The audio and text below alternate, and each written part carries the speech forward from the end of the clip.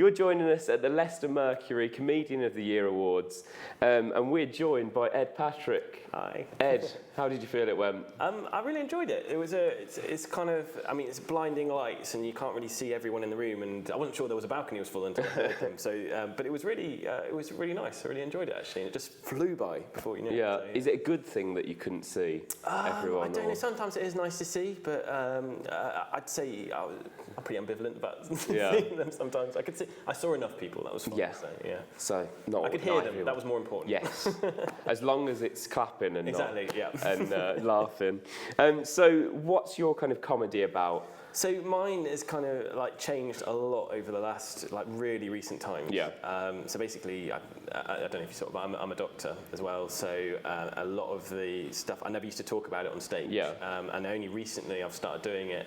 I should be worried about talking about what people would think or anything like that. But it's it's gone really well. So basically, I talk about sort of how life. I talk about everything really, but basically how it's kind of impacted on being a doctor and things like that. And then also there's a lot going on at the moment. I think you probably know in the news. Yeah. So there's lots of sort of things. So a little bit topical as well. It has been a bit topical recently, which it's not something I necessarily aim for, but you can't avoid it at the moment. Yeah. So yeah. But it's been really good fun, and people have found it interesting. So that's kind of encouraging to kind of. So how have you gone from a doctor to stand-up comedy?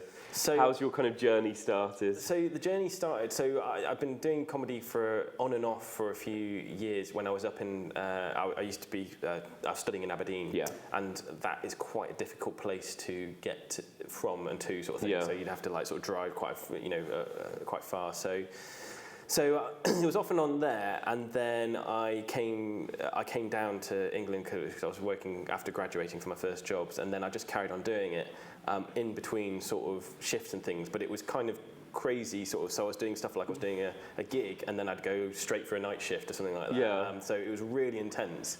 But then it kind of sort of calmed down. So. At the moment, I'm not in a a contracted sort of training program. So it means that I can sort of free my time up basically now. So, and the plan was just basically, I was encouraged by some seniors basically to really sort of give a good push chance. That. Yeah, give a good push to a comedy. So that's what I've been doing for the last couple of months basically. But I'm still keeping in touch with it. Yeah. So yeah. So I don't think there's many other comedians out there. They're doctors. I don't think there's many. I don't think there's many talking about it. There's definitely some. So there's the famous people like Lee Nelson used to be a doctor. Yeah. Paul Sinha was a comedian. He used to be a GP. I don't know if Harry Hill actually was, but he's rumoured to be previously been a doctor as well. So people have got into it. I think there's a couple of other people maybe doing it well, but I think we've had quite a rich sort of source from medical side of things. Yeah. Probably, but yeah. So have you played Leicester before, or is this your first time in Leicester? This is my second time in Leicester from a couple of weeks ago. So I did my first ever sort of debut hour at Leicester a couple of weeks ago. So this is the second time I've come back. Yeah. So how have the crowds been? So I only had one show. Yeah. And it was okay. There was I had about 25 in or something, and considering no one knows me, I was quite happy with that. And it was really lovely and went well. It was a work in progress. I'm trying to build an hour basically. So, and it was the first time I'd done it. And one thing you don't realise is when you do your hour for the first time is that you forget the fact that I got sort of embarrassed because people are coming to see you. Like no one else is on. Like it's like so it's quite a lot of pressure. Yeah. And it's kind of getting over that was sort of nice, and you can relax and realise that people actually do want to listen to you and stuff. So it was quite nerve-wracking like that. But after doing it, I was like, I feel a lot more relaxed about it. Yeah. So have you got any gigs coming up then? Yes, I've got I'm just basically booking in sort of previews and things like that, and then I've got various other sort of shows going up and down the country sort of thing. So even back in Aberdeen in a couple of months as well. So that's always fun.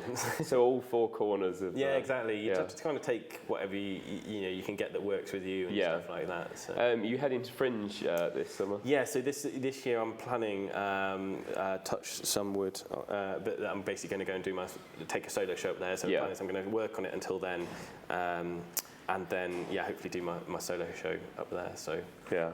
So that'll be good. One final thing, and it's a bit of a random one. You're on a desert island and you're allowed to have 3 things. I take ages to answer these questions. Yes. Go ahead.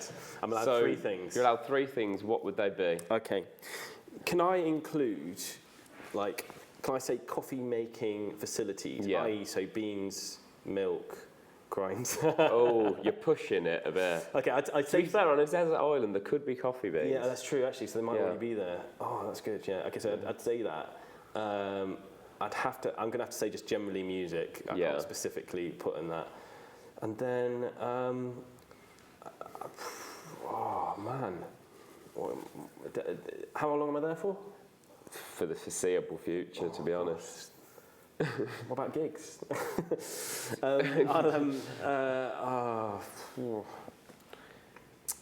This is a life or death decision at the moment. Yeah. I see. Part of me wants to say fishing rod, but I'm thinking I could make one out of the stuff that's on the island as well. So I need something that's a bit more. What kind of things are people then saying? You're the first person I've asked. Oh, right, okay. But I love how serious If you're I go out taking that this door question. and I'm like shoved into a van and taken to a desert island with a freaking coffee machine and We won't be doing that. and some music, just unlimited Spotify account, brilliant. Go on then. Final thing. What are you going to take? I will take a. Oh gosh. Oh man, what do I do? See, this is tougher than a medical degree. I Yeah, imagine. well, it is. I'm trying to work out what I'm doing, what I would do if I'm not doing anything. So, I'll say fishing rod, just in case there's no trees on the desert island, and then I can fish. We've got people nodding in the background. Okay. So Right, is that a good answer? Is it? Okay. yeah, Good. Anyway, if anyone wants to find out more information about you, where can they visit? Right, so it's basically I've got a Twitter handle, @me@edpatrick. It's not many followers at the moment. Feel free to go along. And then I am in the process of looking to get a sort of website and things like that. But otherwise, just kind of. I was going to say Google me, but how knobbish does that sound? Just contact me on Twitter, I guess, would be the best thing. So, Definitely. Anyway, Ed, best of luck for thank tonight. you very much. Yeah, it's been great. Fingers crossed for you. Fingers crossed, yeah. So we'll find out very short. Well, we've got another half. Yeah. So, but yeah, best of luck tonight. Thank you Cheers, very Ed. much. Cheers, thanks very much.